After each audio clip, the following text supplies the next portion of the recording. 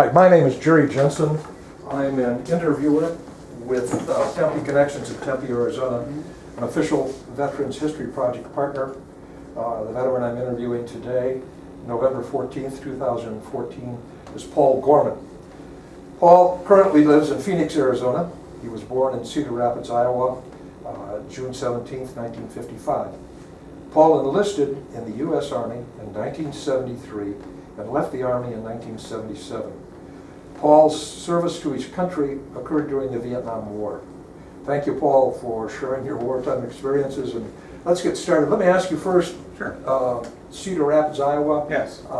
Did you grow up there, or were you just born there? Or? No, I was born and grew up there. You were born and grew up there. So you went to school there? Yeah. Actually, it was in a little suburb called Marion, Iowa. So okay. It was, kind of like Tempe and Phoenix. So, sure. So anyway, I went to school in Marion, Iowa. But so your parents, what did they do there? Well, my dad was an electronics engineer at Collins Radio in Cedar Rapids. Okay. And he actually worked on the Apollo program. He was involved with interfacing the radio equipment with the Apollo command module, so he designed the equipment for that. And my mom did work at Collins, and she worked in the library there, and then basically gave that up to raise us kids. So. Okay, sure. Yeah. And you went to high school there? I went to high school there, Linn-Mar High School, Marion. And what year did you graduate? 1973. 1973. Yeah, just weeks before I went to the Army. I was just going to say, not very far out before you went into the Army. I enlisted in 1972 in the delayed entry program they had then, and it allowed you to pick your MOS. Yeah, so you.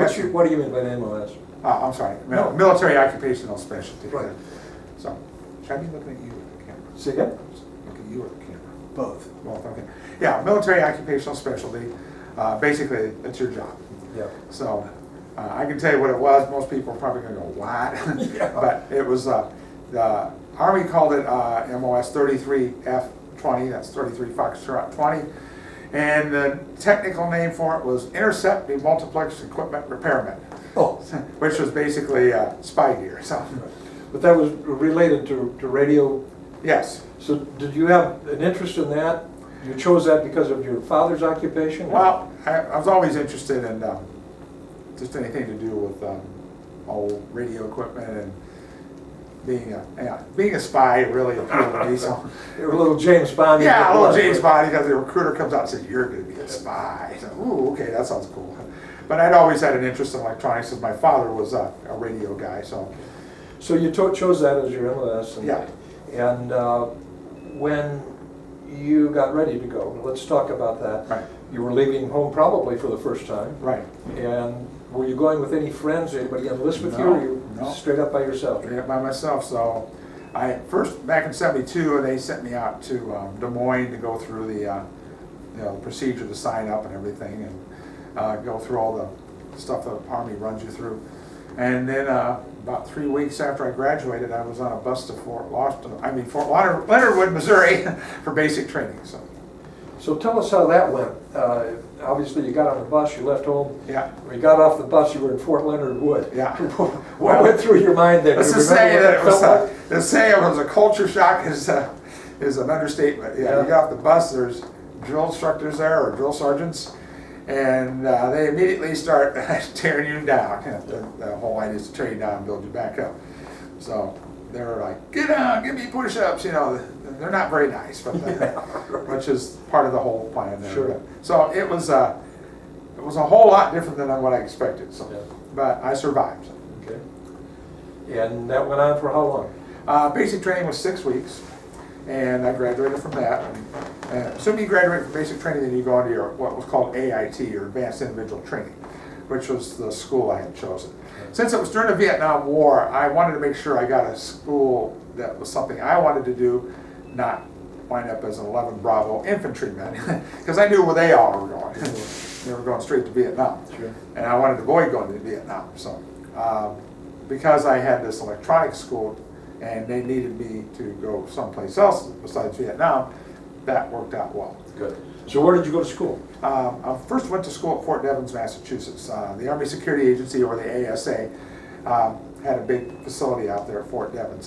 The base has since been decommissioned and shut down, so there's still some kind of presence there, but it's pretty much been turned back over by the civilians after the Base Realignment Commission closed it back in, I think, '93 or so. Mm-hmm. So just like we closed our bases here in Arizona, so. Sure. So, but that was a big training base, and we trained technicians, we trained linguists, we trained people to take Morse code. So we trained everybody had anything to do with gathering intelligence with radio equipment. So. Now, this is kind of a sensitive area. Did you have to go through a background check before? Oh yeah, before I got in, I had to go through a very, very stiff background check. It took them 8 months to get me my clearance. Really? Yeah. So. Do you know what that entailed, or Well, did they I just say know. you're done? A lot of people told me that nondescript green vehicles pull up to their house. Yeah. Well, it said U.S. or I don't think it said anything on it, but anyway, so these gentlemen got out and they went and interviewed everybody I ever knew. Really? Yeah, all your friends, anyway. School teachers and Yeah. stuff like that? Yeah. And they wanted to find out what kind of person you are. Did he do drugs? That sort of thing. And I was so squeaky clean, I thought I'd sail right through this thing. But maybe they thought, this guy can't be that clean. But it's a very thorough very thorough examination of your history. Oh yeah, and if you had any history of doing drugs and say you used pot or anything, you were done. You didn't go on. So So you got your clearance. got my clearance, and I couldn't start doing any work until I got my clearance. So, Right. so what did you do then? They just had you in limbo?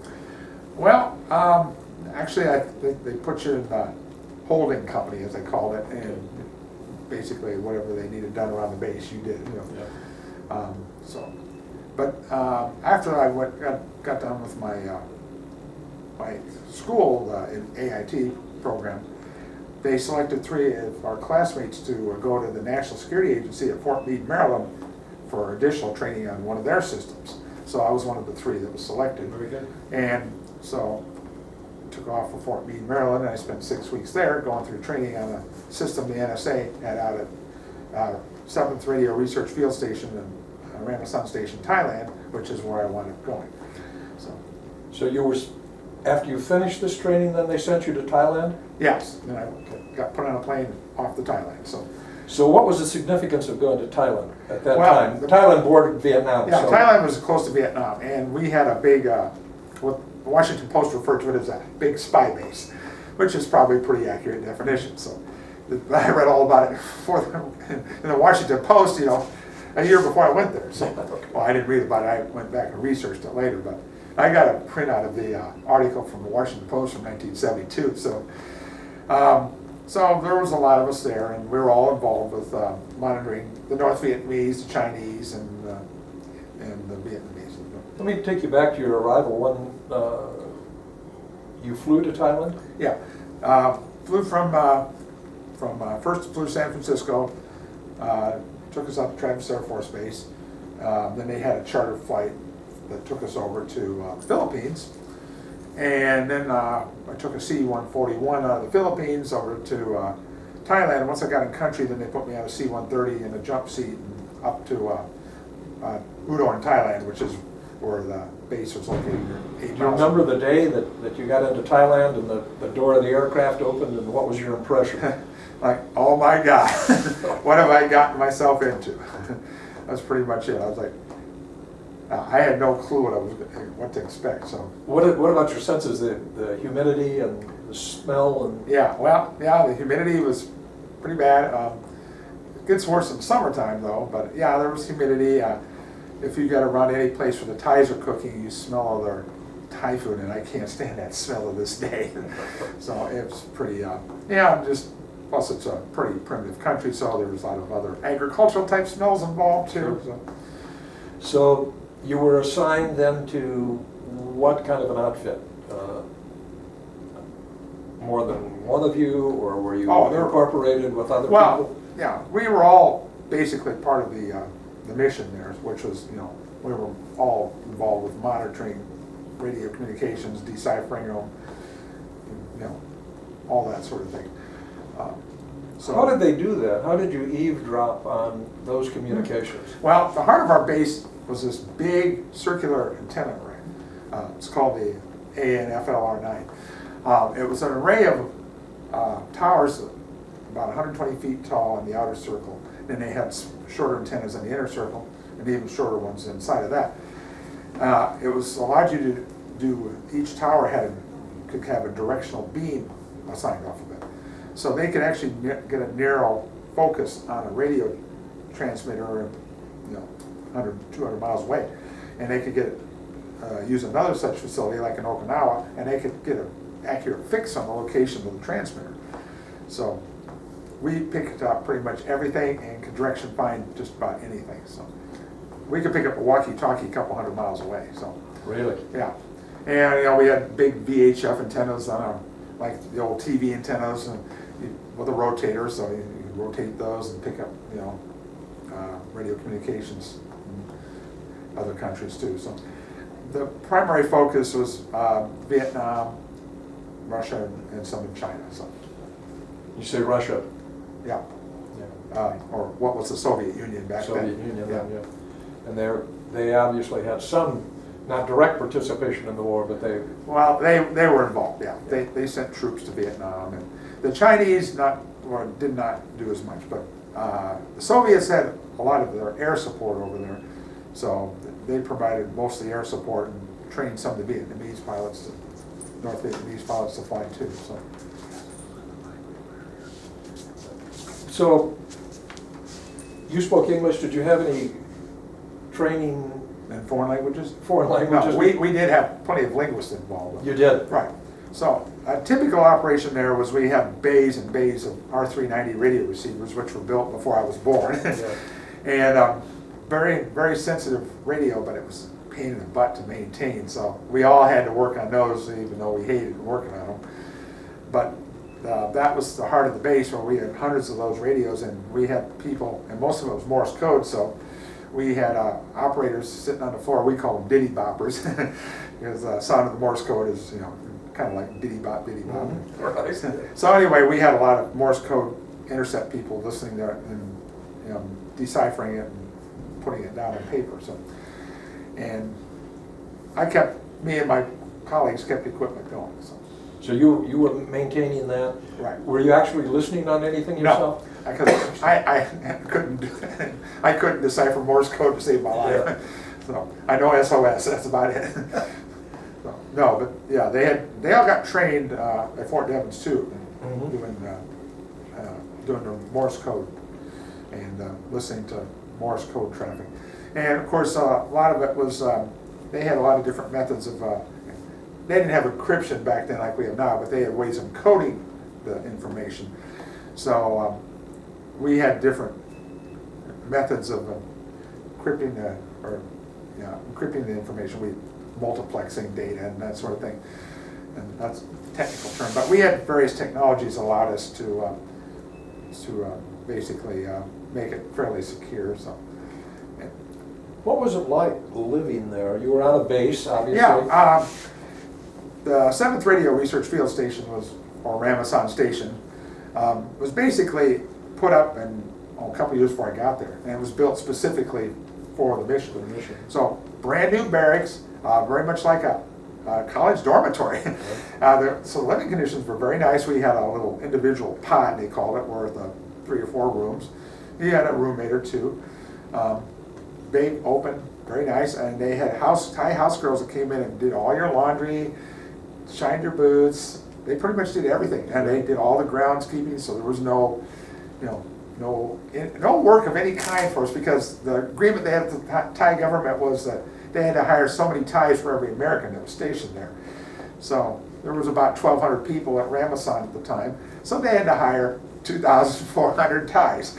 So they took care of everything. So that worked well. Yeah, it worked well for us. Now, was your compound in a secure area? Did you have to worry about infiltration of... Well, yeah, because although we had basically a barbed wire fence around the base, it wasn't very secure. I mean, the enemy could have come bouncing in there anytime they wanted. And it wasn't like this place was a big secret. I'm sure all of our adversaries were aware of its location, the Chinese, the Russians, and all that. So yeah, we were constantly concerned that we were going to be overrun. And we had what was called a QRF, a Quick Reaction Force, which is basically a Jeep with an M60 machine gun, mounted in the back. And that was supposed to be our defense. And if we got attacked or overrun, basically it's every man for himself. Hopefully we can get to the armory and get an M16. They run us through these drills all the time. But here's your little imaginary foxhole. And it was just a circle on the ground. And that's where we're supposed to go if we got attacked, which was silly because we couldn't do anything. Chances are we wouldn't even have time to get a weapon. Yeah. So a lot of people joke that the first thing they were going to do is head for the armory, grab a weapon, and get the hell out of there. So how many hours, what was your typical week yeah. or day like? Well, we worked 6 10-hour days, and then we got 2 off. 2 days off. 2 days off, yeah. So it was, pretty rigorous. 60 hours on, 2 days off. So, yeah, and then we'd change shifts because we had to operate around the clock. So it was. That's kind of tough. Yeah. Working when you're changing shifts frequently. Right. Yeah. You change shifts like every other week. So, and you didn't stay in a shift very long. So yeah, it was kind of difficult. Difficult to adjust to. Right. But they tried to do things like the mess hall was open 24/7, and you could get anything you wanted in there any time of day. So, and they brought in the best food. They had prime rib and every day. Yeah. Whatever your finest restaurants here had, they had it there. So if you've ever felt like a hot dog and hamburger at 2 in the morning, no problem, just go over there and get one. Yeah, so they did things like that to try to make life a little better for us. And so, after a while, you just got used to it. It was just a job, and you showed up for your job every morning. And that's the way I always looked at it. I didn't look at it as somebody pulling me from home and sticking me in a foreign place for a year. I looked at it as I'm here to do a job. A lot of the guys were busy screwing around with the girls across the street and drinking themselves to death, but I said, I'm here to do a job. I'm here to serve my country, and I don't know what they're up to, but that's their business. But you did get leave then? Were you allowed to go into a neighboring city or village? Oh yeah, you're allowed to go. Udon was the largest city, and it was 8 miles up the road from Ramasan. So yeah, we could just catch a Linn-Mar, which was basically a bicycle with a seat in the back, or a taxi if you wanted to risk your life on one of those, or the buses, which were even more dangerous, and they would take you into the town. So yeah, I used to go and I just catch a bus or a taxi and go into Udon, and you could go shopping there, and it was a fairly modern city for Thailand. So the people, the native population, when you would go into town and like that? Oh, very friendly. Yeah, very friendly. Americans have money. Yeah. Right. Yeah. So you go in a store. In fact, the funny thing about the stores there, if you went to the store and tried to pay whatever the price was on the sticker, they would be offended. They wanted you to bargain with. Yeah. So you never offered what they had on the sticker. So I would. That's just the culture. Yeah. So I'd start, start going, taking the price down and get as far as you can. So they spoke a little bit of English? Oh, most of them spoke English, yeah. Really well. If you want to communicate with Americans, you better know English. So now some of it was kind of like Thai and English mix, so we, kind of like Spanglish. Spanglish, you have Thailish, right? Right, Thailish, yeah. Like one of the popular phrases was Samango TDY, meaning your brain is temporarily gone, because TDY is temporary duty assignment term in the military. So Samango TDY means you're temporarily insane. So there's some slang like that you learn to pick up. So, and you learned a little Thai along the way too. So. So were you able to communicate with your parents, or were you able to? Not easily. We basically had to use the U.S. mail, but we did have what was called a Mars ham radio station. And a Mars radio station was basically an amateur radio station, or amateur ham radio operator. And the military, Mars is a military acronym, it's abbreviations, I can't remember what it stands for. Military, something about radios. But anyway, what they would do is they would get hold of an operator in Hawaii. And then once you got to Hawaii, then that person could place a long distance call to your family in the United States. So you could communicate. Could communicate, but they limited how often we could do that. Yeah, I bet. Yeah. And it also depended on radio propagation. Sometimes radio propagation wasn't too good. We couldn't get a good signal back to the States. So. But once every couple months I was able to make a phone call home. But they listened in on you. And once my brother asked me a question about what was going on. There was fighting going on at the Thai-Laotian border. And it apparently made the newspapers back there. So my brother asked me about it, and the operator mutes the call. He says, "Don't answer that question." And so I didn't. Now, you said there were, conflicts along the border and like that. Did the Thais maintain a army to protect their borders, or were they working with U.S. troops? They had their own military, yeah. And the Thais and the Laotians were fighting each other, basically gunboat battles. It was on the Mekong River, which divided Thailand and Laos. So they had running gunboat battles up there. So I don't know who was after who, but the Laotians basically were going communist. Laos eventually was taken over by a force called Pathet Lao, and they took control of the country, and it was strongly communist after that. And people tell me the Vietnam War was all a waste, and it was just just a bunch of nonsense. I said, I understand your concerns, but I said, there really were communist forces working over there to take over Southeast Asia, and we were losing countries left and right over there that were falling. So the way I tell people, look, we had to draw the line somewhere, and Vietnam was the line. We had to stop the Russians from taking over entire Russians and Chinese, the communists in general. We had to stop them from moving into countries, kind of like what's going on with Russia now and Ukraine. They just march through the countries and take over. So, yeah, it was a stiff price we had to pay, losing 58,000 Americans, but I still believe to this day we did the right thing being there. So, I had access to all this military intelligence because every day we would get an intelligence briefing from all what we gathered the day before. So they put a little sheet in the morning. Here's what we learned from the day before. So I learned things that people back here will never know. Yeah. So that's why I feel that we were doing the right thing. Now, when you say that people would never know, you were talking about classified information. Right. How long? You're back here. We're 2014 now. Right. I'm sitting in the VA hospital.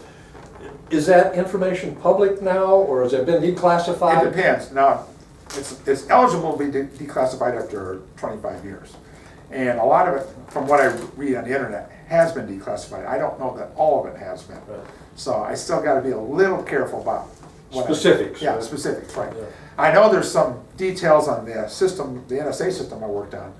And as far as I'm concerned, those details are going to stay classified. Whether they tell me they are or not, they were just too important. Mm-hmm. We had very specific technical data on that antenna system I was telling you about. Right. Basically, we could scan each of those towers at a certain frequency and certain rate. And if anybody knew the rate that those towers were scanned, they could do burst transmission so that they could time a signal that could get past the tower that was active.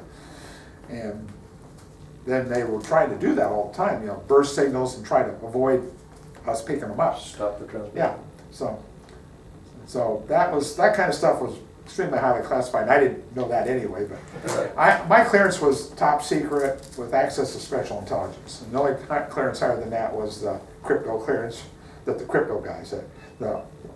Worked with the teletypes and the secure communications back to the U.S. So we had a secure uplink to satellite uplink to Fort Meade, Maryland, from there, which is where the NSA was. So I could just get on the computer terminal, send a message to Fort Meade.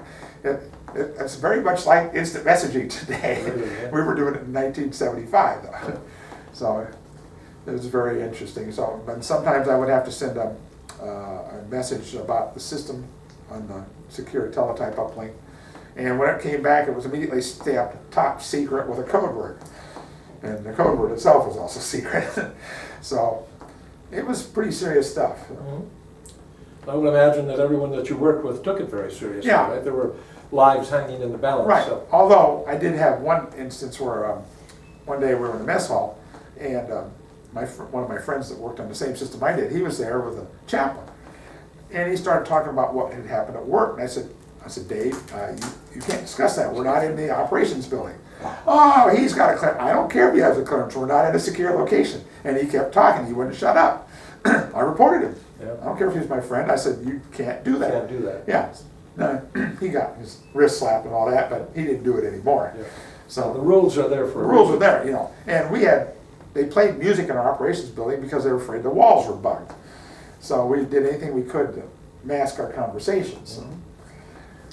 Were the Thais allowed into these areas then? Certain Thais were allowed in certain areas, but I don't think any of them were allowed in the operations building. They could work in the outside the buildings, but even those people had to be checked out pretty thoroughly, so, just in case, everything we printed, it got put into, shredded and put into CIA burn bags, and we burned them every day.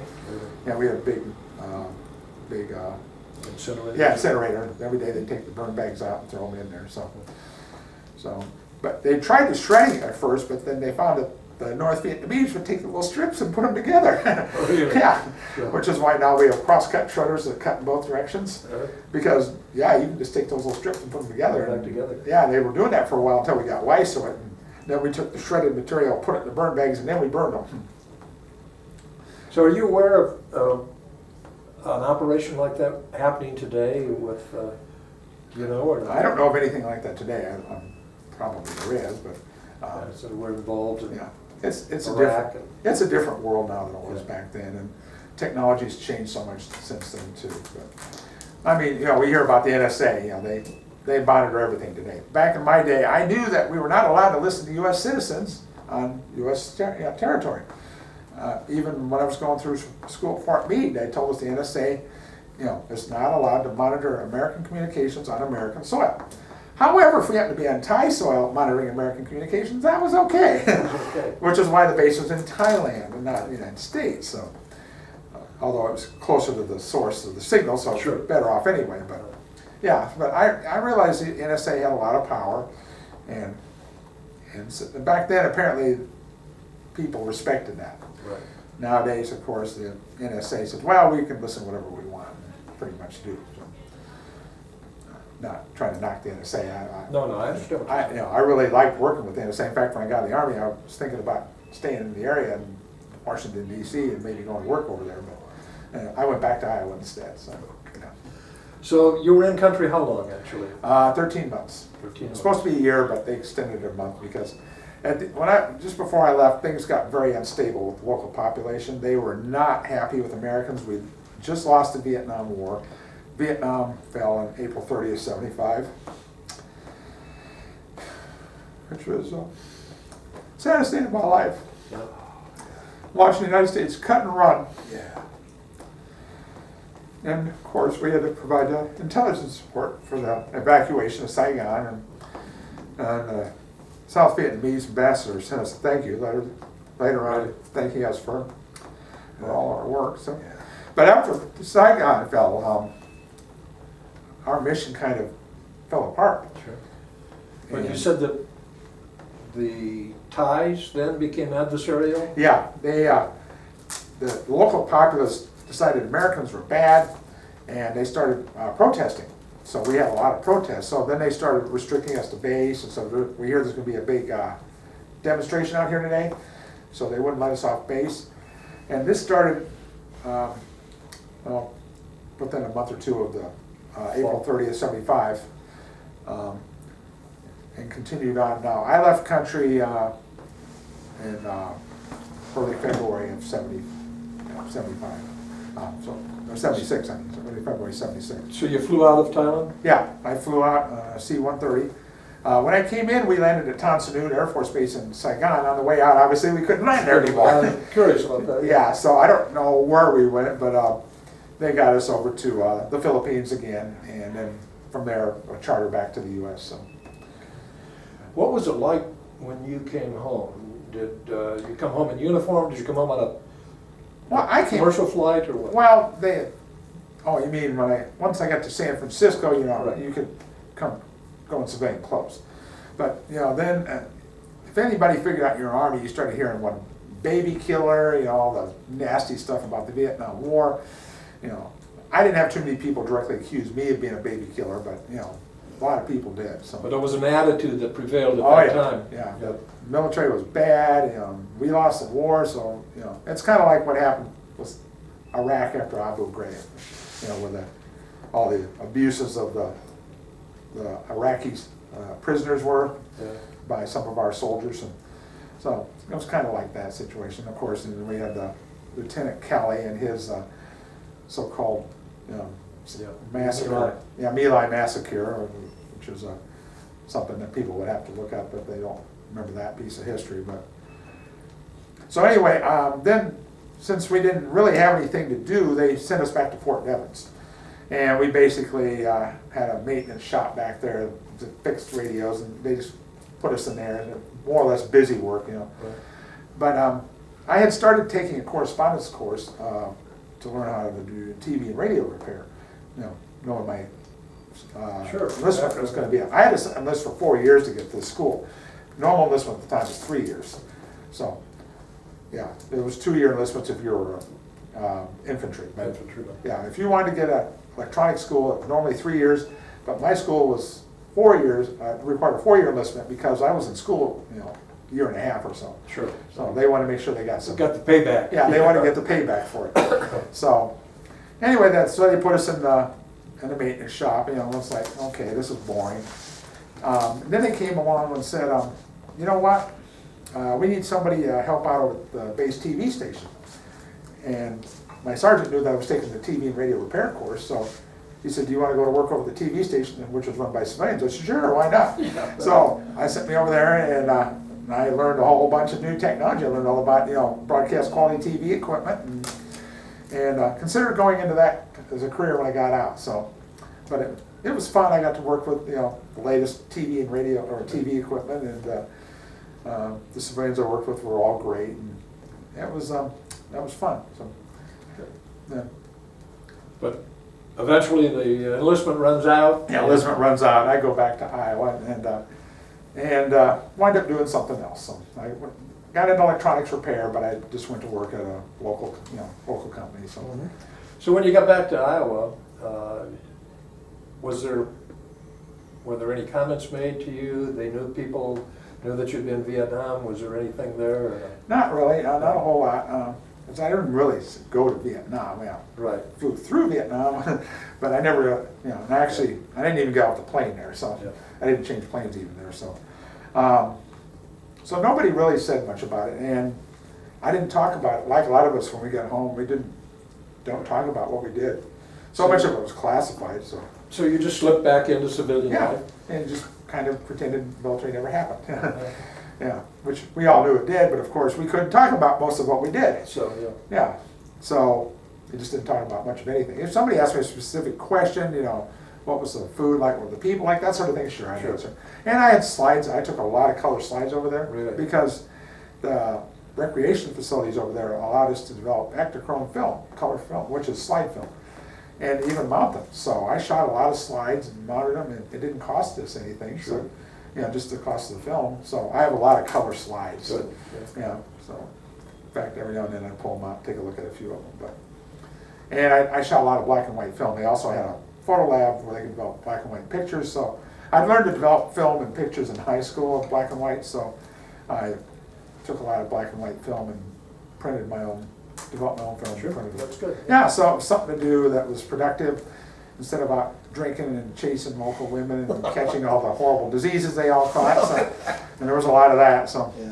so I did productive things with my time over So there. you followed through with some of that as a civilian or not? Not really. I don't really. I do photography, but it's all digital now. All of this is digital. Yeah. Film went away. I don't even think they make. They still make some film. So Yeah. yeah, there's still. I think Kodak stopped making Kodachrome. So So I didn't understand but that you're home, and so we say you're back into civilian life now, and you Right. found another vocation. Right. And very similar though. You know, working instead of working on radios and radio equipment, you know, I started working on other kind of electronic equipment. My first job I had was with Linn-Mar dictation equipment. So I learned to fix dictation equipment. So, and then after I left that job, I went into other electronics jobs, and eventually I got into computers when they came along in the late '80s. So. now, when we started this out, I identified myself. Right. And as I said, my name is Jerry Jensen. Our cameraman and my partner in this is David Englehart. Mm-hmm. And Dave, do you have any questions or anything you'd like to add to this? Yeah, most of the Vietnam veterans that we interviewed, Paul, Mm-hmm. usually take a positive attitude about our involvement in that Yeah. crisis. Yeah, One of which comes to my mind, Jerry Bruchette, Yeah. with 5 Silver Stars. He was very proud of what he did. yeah. But if you're able to, can you expound a little bit more on your philosophy of why we fought there for future generations, Right. so they understand? Right. Yeah. I think I touched on it earlier. I thought it was a noble mission to be there. I supported the Vietnam War before I went in the military. You know, I watched what was going on there, and you know, and I'm a firm believer in helping allies out. And South Vietnamese were our allies. They were overrun by the evil commies, and I just thought that was wrong. And I didn't join the military specifically to combat that. I went in there basically because I wanted to get training in electronics. But I knew there was a chance I'd be deployed overseas. Now, you did this in 1972, and Yeah. Vietnam was pretty hot at that time. Yeah. And I should say this as an aside, there were no guarantees when you signed that document going in and you Right. raise your hand, you're under government control, and they can do anything with Right. you, and you, No. you realize that, I'm sure. Yeah, now they told me that they would give me the school I signed up for, Right. but some people, you know, if you couldn't pass the aptitude test once you got in the Army, or they flunked out of school, they became MPs. So, but that didn't happen to me, so. Good. But, yeah, and you got promoted relatively quickly, so I was promoted to E4 or Specialist 4, a rank that doesn't exist anymore. It's the equivalent to a sergeant today. So, and I enlisted as an E2. The delayed entry program I told you about, they allowed you to enlist as a private right off the bat, private E2. So there were a lot of perks to going in, signing up early, and that's one of the reasons I did it. So. Would you have any advice for future generations or young people today about serving your country or following, like you, what Right. you did? Well, if you believe in supporting your country and defending your country, and that also means supporting and defending your country's allies, because a lot of times they're the ones that are going to do a lot of the fighting. As you know, a lot of us realize that the Vietnam War was a proxy between the United States and Russia and China. So the South Vietnamese were our proxy, and the Russians used the North Vietnamese as theirs. So, and yeah, there was the macro view of the bad guys, evil, running over, you know, North Vietnamese overrunning the South Vietnamese. But on the bigger scale, it was the United States versus Russia. So that was the bigger picture. But yeah, I was very proud of my efforts and the work I did there, and I'm So would you encourage young people today to go into the military. Yeah. Yes, especially if you support what we're doing. I see what they're doing today in Afghanistan and Iraq, and I'm like, wow, these guys are way braver than me. But yeah, if you believe in what we're doing and want to defend your country, yeah, absolutely. Plus, just going into the military in general is just good for character development, your personal development. I know I'm a better person today for being in the military, so. You learn to do things. You learn how to think on the fly, deal with problems as they come up, and oftentimes, you know, it may be under fire. Now, in my case, I didn't have any combat going on around me, but No, but you learn personal discipline and, right, and you learn how to solve self-reliance. problems. Yeah, you have to learn to solve problems because, in our case, the Democrats shut off funding for the Vietnam War when they came into power in 1974. So, 1975, they actually cut the funding. Well, my base was one of those that got their funding cut because the government wasn't going to fund the Vietnam War anymore. Yeah. So, but we still had a mission to go support. So we had no funding. We couldn't get parts to fix our radios anymore. Interesting. Yeah, so all of a sudden we had to scramble to find ways to keep the mission going. One thing we did was when we had a part that was marginally bad, or we had a tube that got noisy that made it difficult for the radio operators to hear the signal, we were supposed to replace it and throw the tube away. Well, we learned, well, a part that works some is better than no part. So we kind of had to hide all the bad parts in the boxes under the suspended computer flooring and hope the Inspector General didn't come around and look for it. But that's the kind of thing we had to do, and we had to take equipment that was what we called deadline, that was completely down, and we started cannibalizing for parts to keep other equipment going. So we had to do things like that for quite some time. But, Well, let me address this. Now, you served for 4 years, Yes. correct? And here we are, how many years after your service? you know, probably close to 40 of them. 40 years. And we're doing this interview today in the Carl Hayden Medical Center, the VA hospital in Phoenix, Arizona. Yes. And so 35, 40 years after you were involved, you're here. Yeah. And does that say something about the government taking care of our guys? Yes. Now, I did not have a service-connected injury here. I'm here because I had to have my hip replaced. But once you get into the military healthcare system, assuming you deal with all the problems with it, they take care of you. And I didn't really consider that a perk at the time, and I wasn't even sure if they would take care of me if I wasn't having a service-connected injury, but they do. So, despite all the problems that we're hearing in the media here in 2014, the VA still takes care of you. Most people got taken care of, and I'm getting very good care here, so I'm very happy with the VA. So, you know, we all have our gripes. It's like the Army, you get your gripes at the military, but medical care here is, you know, it's pretty good. So. And the personnel that you deal with?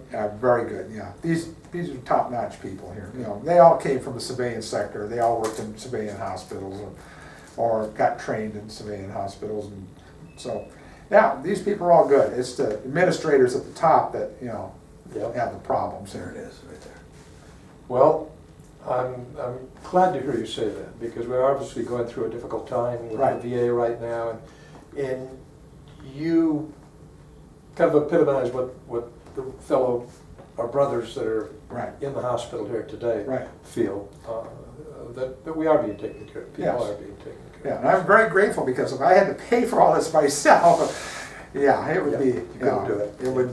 It would not be feasible. So, So let me say this. yeah.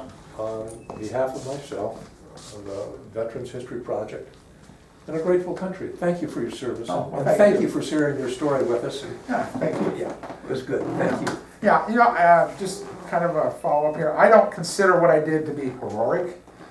I don't think I did anything special.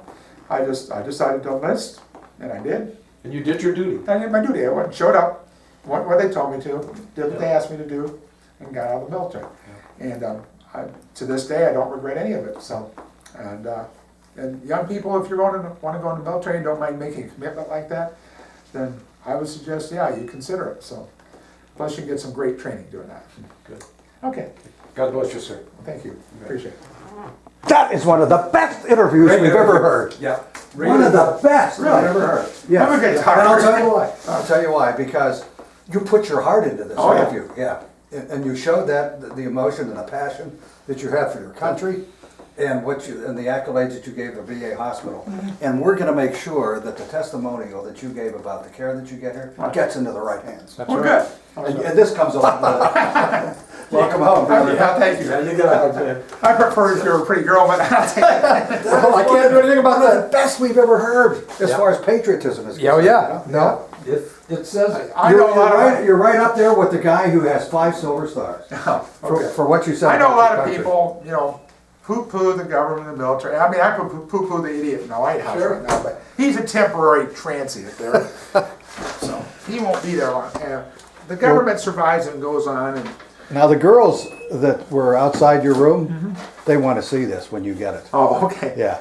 And I know. Because I told them you were a spy, and they said, "Oh, he doesn't look like a spy." Well, yeah. I mean, technically it was, but they think James Bond kind of spy. Yeah. Well, there's all kinds of different profiles. Yeah, up there. I mean, Yeah. I worked on spy, but still, I was exposed. Oh, that was a unique experience. Yeah. Where you were. Well, I know, and you know, one day I went back into the air. We supported the Air Force Security Service there, which is the Air Force version of what I was in the Army. And they called me back there one day because we had this big station clock that provided, you know, super accurate time for the whole base.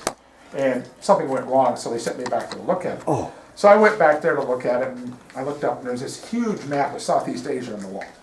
And I see a red circle where it starts at our base, or starts at Udon, the Udon Royal Thai Air Force Base. It started there, and it went up over Laos, North Vietnam, then back over South Vietnam, and back to our base. And I said, "Oh, what's that red circle represent?" You don't have a need to know. Yeah. We used to hear that a lot. Yeah. So- Well, that was exciting. Yeah. You know, what you did was exciting. It was you know? exciting, Yeah. Yeah. So, And there's always the element.